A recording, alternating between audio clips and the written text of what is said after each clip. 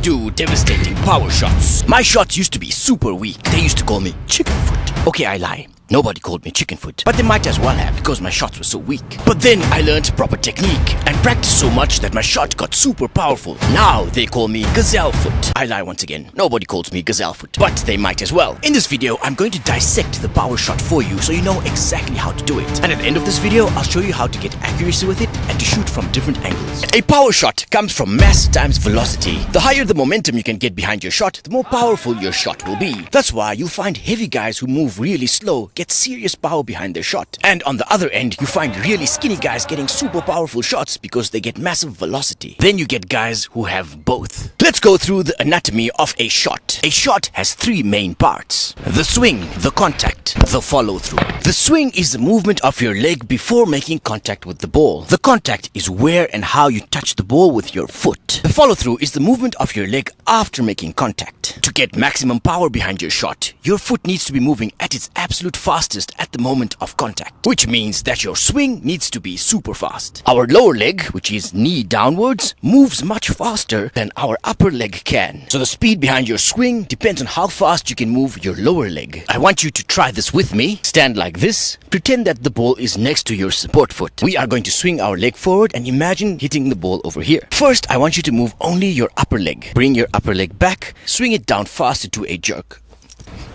Now I want you to try the same thing again, but this time move your lower leg. So knee downwards. Bend your lower leg up like this. Swing your leg down as fast as you can.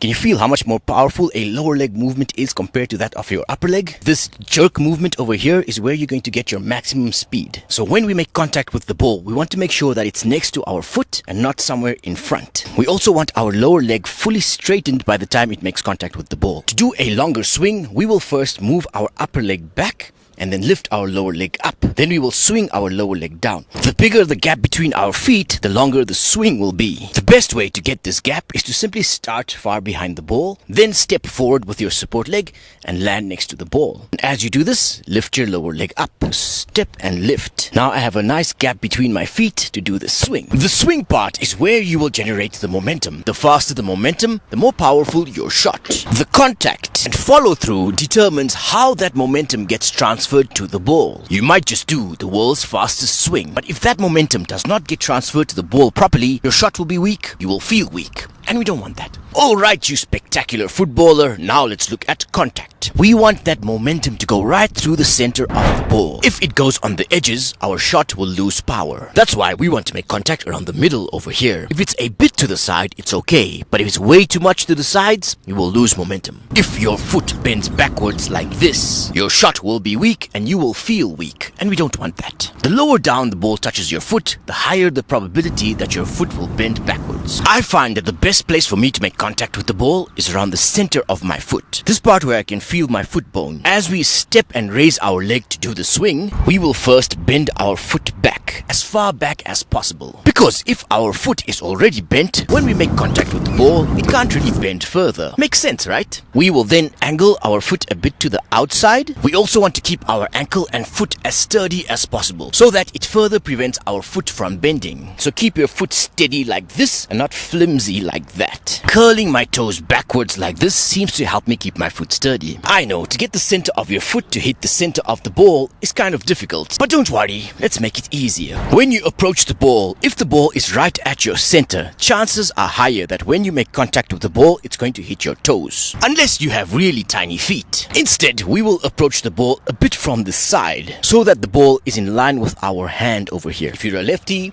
then in line with your left hand. And then step next to the ball with your support foot. Now remember that we want to make contact with the ball when it's on our side. Imagine that I'm shooting a gun. Instead of shooting with the gun in front of me, I'm going to shoot when the gun is here on my side. The same way, when we pull the trigger, the ball is going to be on our side. As we take this step and lift our leg up to swing, the first thing we will do is we are going to open up our chest. By angling our chest to the side, if our chest and hip is faced straight, we actually don't have much range to do our swing. If we open up our chest and hip, we actually have a longer range to do our swing. It also helps us keep our body better balanced. As we step next to the ball, our body will be tilted to the side. This will help our foot get under the ball. So when we make contact, our body is actually leaned to the side. Approaching the ball from the side and tilting our body down is actually quite an awkward position. In order to help balance our body, we will lift this arm over here up, the arm opposing your leg. And as we approach the ball, we will tilt this shoulder down, so it's like this. Chest out, hip out, shoulder down, and this arm out. Now here is the tricky part. As we make contact with the ball, our chest closes and our shoulder lifts up again. So when doing the swing, our body looks like this. As we make contact, it closes up again. It goes from looking like this. As we swing, we close, and it looks like that. So it's like this. Say it! I did a super fast swing, and I made the perfect contact, but I still don't have power. Don't worry, you future superstar. Chances are you're just missing a follow-through. If you have no follow-through, your shot will stop here, which means that the momentum will also stop here. Your follow-through is simply an extension of your swing. Instead of stopping your swing over here, you will stop your swing over there.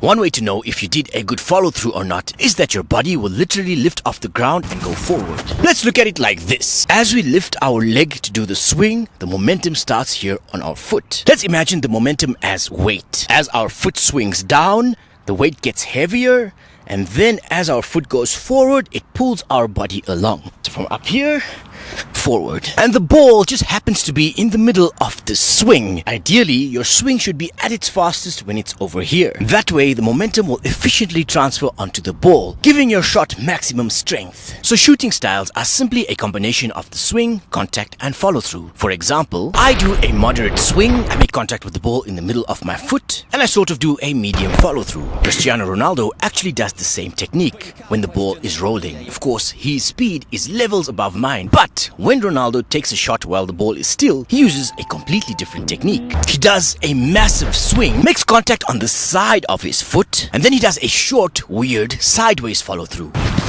To do a big swing means that you have to step really wide like this. And since you have to face your chest towards the ball when making contact, your body has to look something like this. Generally, when doing a big swing, it gets harder to do a long and high follow-through. So that's why most of the time when there's a big swing, there's a shorter follow-through. Except for players like Valverde. He has a very big swing and a big follow-through as well. It's almost perfect. When I try a really big swing, I usually mess up the contact and follow-through. But he does it perfectly. It's probably why he has such a monstrous shot. Say it! Whenever I try a power shot, it flies onto my neighbor's roof. How do I keep it down? It's simple, my friend. It's either one or two things. It's either that you're hitting it way below the center, making the ball rise upwards. When you do your swing, it does a curve like this. For the perfect shot, you make contact with the ball when your swing is down here. If the ball is slightly in front, you might be making contact with the ball when your swing is going upwards. And naturally, the ball rises upwards with your foot. If the ball doesn't rise at all, chances are you're hitting it above the center. So all you have to do is just hit the ball at the center or slightly below. How do we get accuracy behind our shots? Firstly, let's keep in mind that the technique I showed you does not add any curve to your shot. That's why our follow-through goes straight through the ball. If you want to add a curve, the follow-through will go to the sides. So the technique that I'm going to show you for accuracy only applies for straight shots. First, we need to make sure that our bearings are straight. Because if the ball is rolling this way, and my chest is faced this way as well, but the goals are over here, chances are I'm going to shoot over there. First, look up to see where your target is, where the ball is moving, and how your body is positioned. The second thing you need to make sure of is that your foot is touching the center of the ball. If you make contact on the edges, the ball will definitely not go straight. A technique that I like to use for accuracy is that I point my support toes in the direction that I want to shoot. The swing, my chest faces the ball. But when I make contact, my chest straightens out and faces the direction of my target. And the last thing is that I point my follow-through in the direction of my target. So if I make contact with the ball at the center with the center of my foot, my support toes are faced in the right direction, my chest is faced in the right direction on contact, my follow through is in the right direction, the chances are very high that the ball will go where I want it to go. So how exactly do you get a faster swing? You simply just have to build the skill muscle. I've been playing and practicing football for over 20 years, but my shot only got better last year. Because my focus was always control and dribbling, I kind of neglected my shot. Last year I learned proper technique, and since then I took took about 500 to 600 shots. Only around shot 200 did I see an improvement. So when you're first starting out, even if your technique is perfect, you still won't have a fast shot. You just have to repeat the technique to build the skill muscle. I'm pretty sure that when I get to around shot 1000, my shot's going to be a lot more devastating than it is right now. The best way to practice is to give yourself a good feedback loop. Repetition by itself is not good enough because there is a chance that you might be doing the technique incorrectly, and repetition is making you master the mistake. Train the following way. Take 10 shots. After every shot, give yourself feedback. So let's say the first shot you take, the ball flies into your neighbor's yard. Give yourself feedback and try and think back. What is it that I did?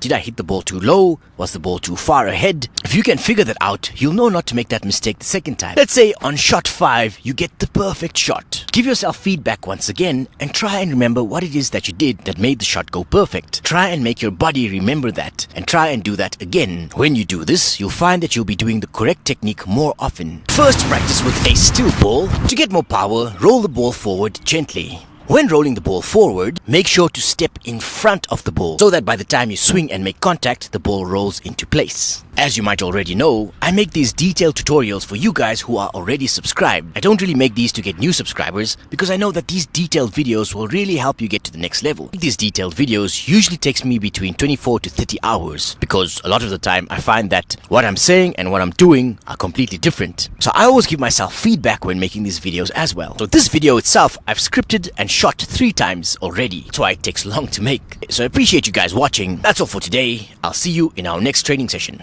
Goodbye.